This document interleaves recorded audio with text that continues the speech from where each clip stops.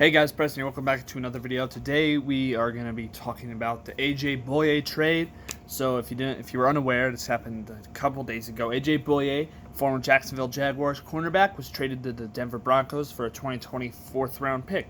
So really I'm going to break it down for both sides and kind of how this could shape their future coming up. It's not like the largest trade ever, but it is a pretty big trade. I mean, moving off a key piece. So I think I'm going to approach it from the Broncos perspective first, and then the Jags, and maybe give some overall thoughts on it, because I know I'll get to it. All right, so from the Broncos perspective, I mean, it makes sense. I mean, they've been in the cornerback market for a while now. It's been pretty known that they could use another corner, especially since Chris Harris Jr. is set to become a free agent, and it's unlikely that he does come back.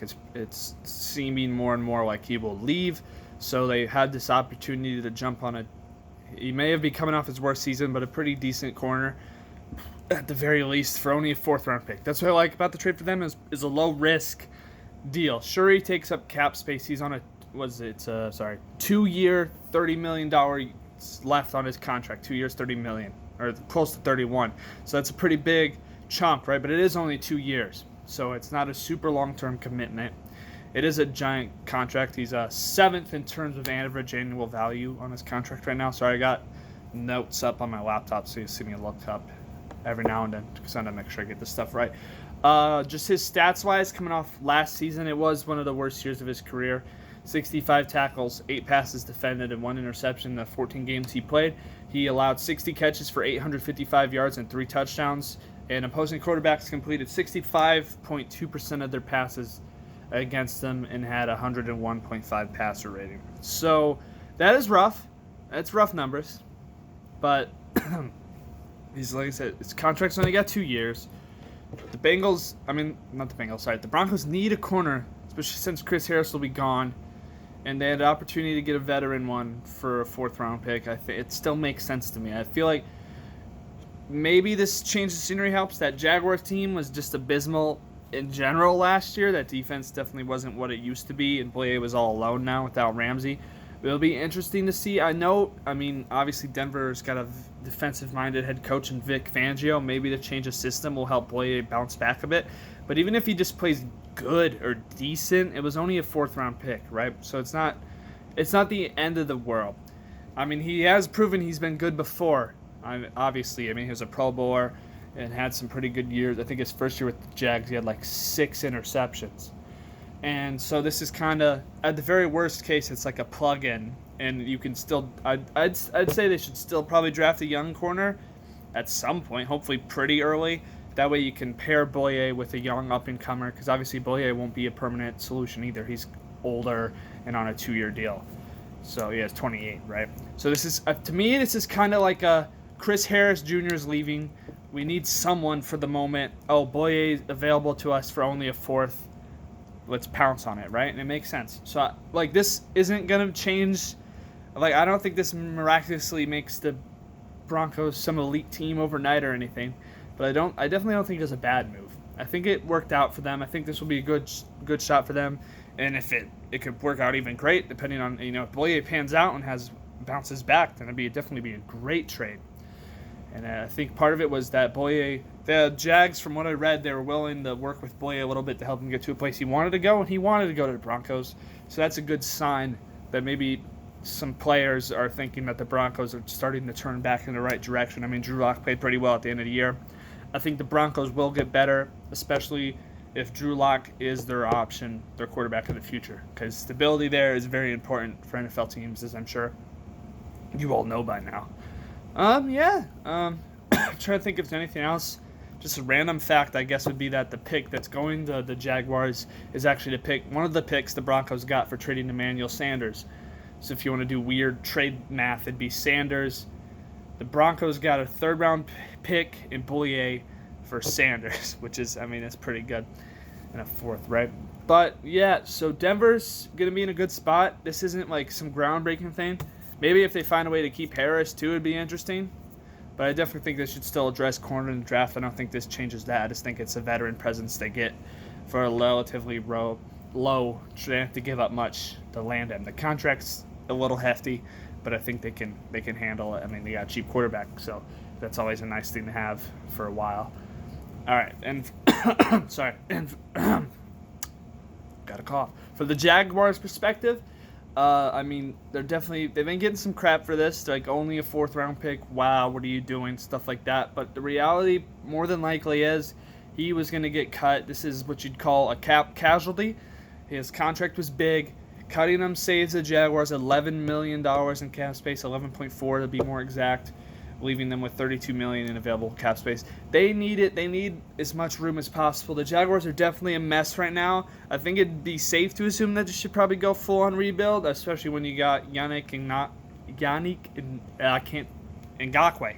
There we go. See, I don't know why it took me 5 times, but they put in the franchise tag him, but he has no interest in playing for the Jaguars, so maybe they'll do a tag and trade. I feel like a rebuild's coming for the Jaguars, and this is just kind of something that rebuilding teams do in every sport. You get rid of old veterans with big contracts for as much draft capital as you can get. They obviously didn't have much leverage here because I think teams kind of knew they wanted to cut him, and so Denver wanted him, and they were willing to give up just a small price to be able to guarantee that he goes to them instead of having to outbid another team in free agency.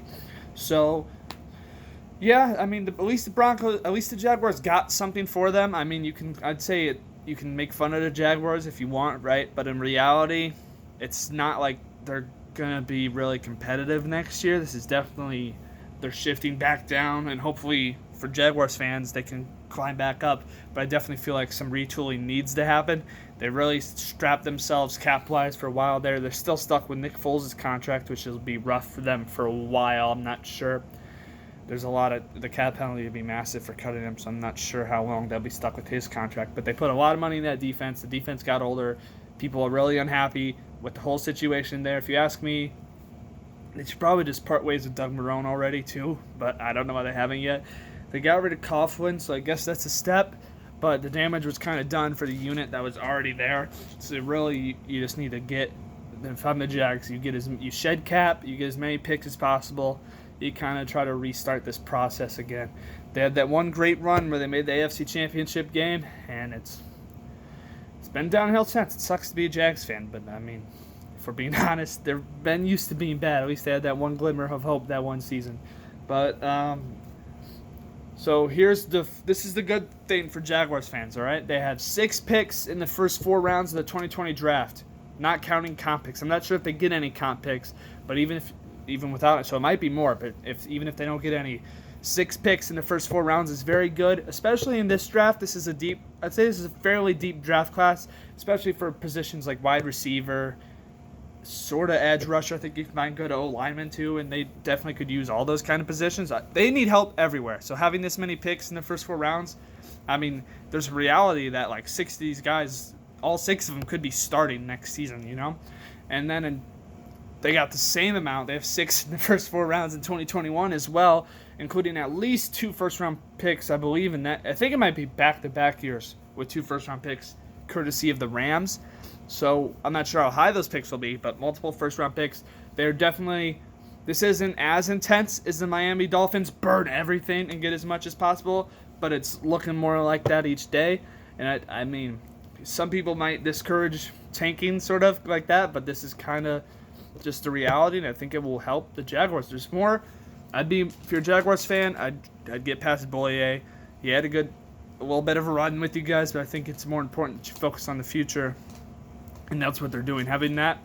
So if it's 12 picks in the first 4 rounds for the next 2 drafts, just think of all the capital there and how many new young faces who don't already have a bad impression of the team who'll be entering your franchise, right? Because, like I said, a lot of the guys there now, they're already kind of have a tainted impression. So if you can get the young kids in and hopefully do it right this time and not get them all super mad at you, you can build something there. Needless to say, I'm not sure what's going to happen with the rest of the guys on that team. Fournette's had his own issues.